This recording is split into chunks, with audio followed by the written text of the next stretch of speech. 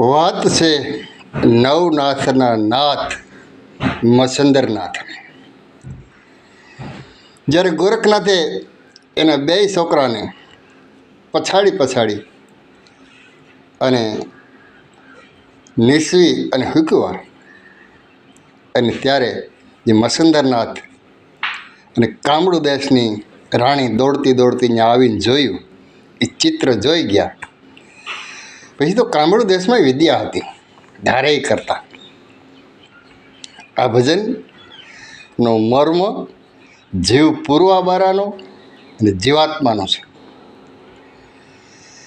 એટલે એ બધી જે હાડ પિંજર ને આ તે બધું ભેગું કરી અને જે કામળુ દેશની મહારાણી છે એને હુકમ કર્યો કે આને પાછા સજીવન કરવા, પ્રાણ પૂરવામાં. હવે એ બધી પ્રક્રિયા બધી ચાલુ કરી. કામળુ દેશની અંદર ધુરંધર બધાઓ જેને જે આવડતું એ બધા આવ્યા અને કાર્યવાહી શરૂ કરી, પણ એમાં પ્રાણ ન પૂરા. આ બધું થઈ ગયું. હાડપિંજર હરખા ગોઠવાણા અને એ બધું જે કાંઈ એને પછાડીને કઢવી નાખ્યું હતું એ બધું થયું, પણ પ્રાણ ન પૂરા. મસંદરનાથે બહુ ટ્રાય કરી, પણ પ્રાણ ન પૂરા. એટલે ત્યારે એ જે સંવાદ છે એની અંદર કાંઈક આવ્યો હોય છે. અને ત્યારે ગોરખ જતી ત્રીજી કડીમાં કહે છે, શું કહે છે કે ઈંગલા ને પિંગલા સૂક્ષ્મણા નાડી. ઈંગલા પિંગલા એ સૂક્ષ્મણા નાડી, એ તો ત્રિપુટી મહેલ બતાયા. એના ગુરુને એ કહે છે ગોરખનાથ કે ઈંગલા પિંગલાની જે સૂક્ષ્મણા નાડી છે ને, એ તો તમે ત્રિપુટી મહેલ બતાયા અમર નિશાન.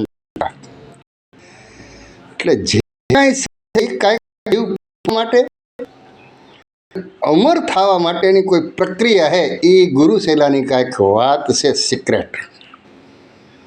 કારણ કે એ જેના બાળકો છે એને સજીવન કરવા માટે આ મંથન થતું હતું. અને કામળુ દેશની મહારાણી એની શક્તિ બધી અજમાવી, નિષ્ફળ ગઈ. પછી જે ગોરખનાથના ગુરુ મસંદરનાથ છે, એ મસંદરનાથે એની શક્તિ અજમાવી, પણ શક્તિ લાગી નહીં.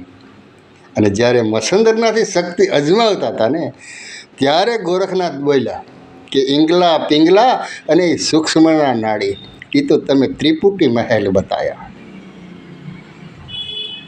આ છે કાંઈક અંદરનો ભેદ. જો આ ભેદ તમે ખોલે હોય અને ખ્યાલ હોય તો કહેજો. હવે છેલ્લી કડીની અંદર શું કહે એ આપણે જોવું.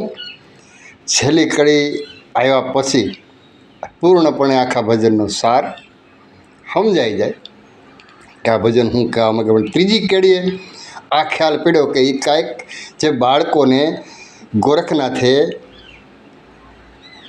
હુકવી દીધા હતા નિસ્વીન, એને સજીવન કરવા માટેની આ પ્રક્રિયા કરતા હતા. એમાં કામળુ દેશની મહારાણી પણ નિષ્ફળ ગઈ અને મસંદરનાથ પણ નિષ્ફળ ગયા. અને મસંદરનાથ જ્યારે એની પ્રક્રિયા કરતા હતા, એની શક્તિ અજમાવતા હતા, અને ત્યારે આ ગોરખનાથ બોલે છે કે ઈંગલા ને પિંગલા એ તો સૂક્ષ્મણા નાડી, એ તો તમે ત્રિપુટી મહેલ બતાયા, આ અમર નિશાન તમારા. એટલે એ કંઈક કરતા હતા, એમાં એણે કીધું કે તમે જે કહો છો ને એ નહીં, એમાંથી તો તમે ત્રિપુટી મહેલ બતાવ્યા. આ તો પવન પાણી કા મહેલ બનાયા અને અધવસે બંગલા બનાયા, એ અમર નિશાન તમારા. એ કાંઈક વાત છે. તો જો આમાં કોઈને રસ હોય અને ખ્યાલ હોય, આમાં કોઈ ઊંડા ઉતરા હોય તો ચોક્કસથી કોમેન્ટ કરજો. અહીંયા સુધી ત્રીજી કડી ભજનની સમજાવી દીધી છે કે આત્મજ્ઞાનની વાત છે અને આ સજીવન કરવાની વાત છે એના બે છોકરા. અને સજીવન કરવામાં મહારાણી નિષ્ફળ ગઈ અને મસંદરનાથ ટ્રાય કરતા હતા. ત્યારે આ ગોરખનાથ એને કહે છે કે એ તો ત્રિપુટી મહેલ બતાવ્યા, તમે જ આ એ છે એ ત્રિપુટી મહેલ કીધો હતો.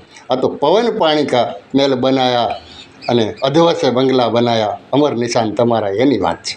હવે એ વાત શું છે? રહસ્યમય છે, મજા આવશે, કારણ કે હજી જવાબ બરાબર આવ્યો નથી. ઘણા કે પાણી કયું અને પવન કયો, અરે ભાઈ પાણી પાણી જ અને પવન પવન, એમાં અમર નિશાન છે એટલે એમાં કોઈ તર્ક વિતર્ક નહીં હોય. પાણીને જ પાણી કીધું છે અને પવનને જ પવન કીધું છે. આ તો અમર નિશાન છે, અમર થવાનું નિશાન છે. એટલે સજીવન કરવાનું કંઈક રહસ્ય છે, અમર થવાનું કંઈક રહસ્ય છે એમાં પડ્યું છે. કે 100% છે, 100% છે, 100% છે. જો કોઈને ખ્યાલ હોય તો કહેજો.